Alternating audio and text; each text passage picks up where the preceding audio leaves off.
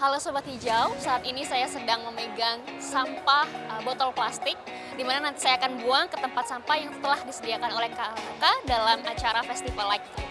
Di sini kita bisa lihat bahwa ada 3 jenis tempat sampah yang telah disediakan, ada sampah organik, anorganik, dan residu. Di mana sampah botol plastik ini akan kita buang di sampah anorganik. Berbicara mengenai sampah, nanti kita akan bahas lebih lanjut dengan narasumber kita, yaitu analis kebijakan dari Direktorat Pengurangan Sampah. Mari ikuti saya. Kalau bicara pengolahan sampah di Indonesia, saat ini kita kan punya aplikasi SIPSN. Nah, dari data SIPSN tersebut, sampah yang terkelola di tahun ini baru mencapai 69%.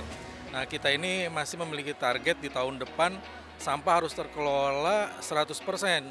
Artinya dari 100% ini 30% pengurangan, kemudian 70% sendiri melalui penanganan. Karena secara umum kondisi pengolahan sampah di kita tadi saya sampaikan 69% sampah yang baru terkelola itu dampaknya itu banyak kondisi persampahan atau daerah-daerah yang mengalami darurat sampah. Seperti yang kita ketahui di tahun kemarin itu, di tahun 2023, ada 35 TPA yang terbakar.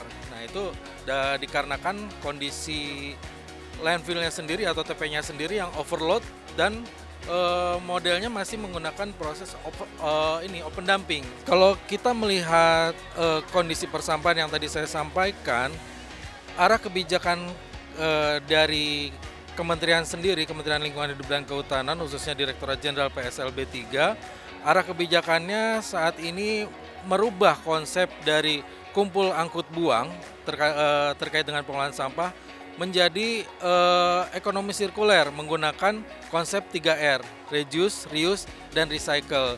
Jadi harapannya melalui 3R tadi, sampah yang masuk ke TPA itu bisa kita kurangi, sehingga sampah bisa kita tekan jumlah timbulannya, kemudian kalaupun itu masih timbul atau muncul, itu sampahnya bisa dilakukan daur ulang.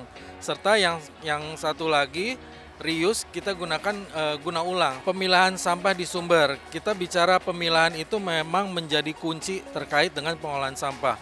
Khususnya kalau kita mau menerapkan 3R, reduce, reuse, dan recycle tadi. Khususnya ini kita bicara recycle-nya. Karena kondisi saat ini melalui konsep kumpul angkut buang, sampah yang tidak terpilah itu semuanya lari ke TPA, dan untuk kalaupun kita mau memproses lebih lanjut itu membutuhkan investasi yang sangat luar biasa. Tapi dengan kita melakukan pemilahan untuk organiknya setelah kita pilah kita komposkan, kemudian anorganiknya kita pilah kemudian kita serahkan ke bank sampah, kemudian dari bank sampah diserahkan ke industri daur ulang. Nah, ini akan menimbulkan atau berdampak sampah tersebut menjadi memiliki nilai ekonomi gitu. Nilai ekonominya dari tadi pengolahan sampah yang sudah dipilah lalu diolah lebih lanjut dengan menggunakan prinsip 3R tadi. Bagaimana cara memilah? Tadi kan pemilahan itu menjadi kunci. Karena jika sampah organik dan anorganik ini tercampur sedikit saja, maka nilai ekonominya ini akan menjadi turun dan menjadi rendah. Nah, bagaimana cara memilah? Yang paling tidak kita pilah untuk 3 jenis saja, dari mulai organik dan anorganik serta residunya, seperti itu. Jadi untuk anorganiknya sendiri, setelah kita pilah bisa kita kumpulkan, kemudian kita serahkan ke bank sampah. Nah, nanti dari bank sampah ini akan disalurkan lagi atau dilanjutkan, diolah lebih lanjut di industri daur ulang. Kemudian kalau untuk sampah organiknya, itu banyak cara, jadi bisa melalui komposter, jadi kita buat kompos, kemudian ekoenzim, kemudian sekarang yang lagi rame juga sampah organiknya melalui maggot. Maggot itu adalah larva dari black soldier fly atau lalat hitam.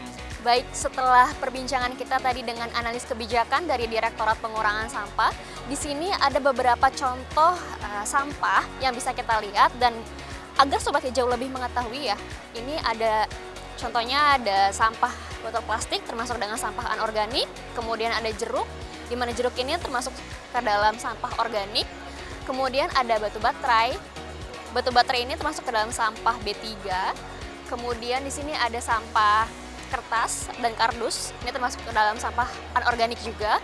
Di sini bisa kita lihat bahwa memang pentingnya untuk memilah sampah dari sumber. Melalui hal-hal kecil yang bisa kita lakukan, itu akan berdampak besar terhadap pengelolaan sampah di Indonesia untuk kedepannya. Saya Trias melaporkan untuk Indonesia Green TV.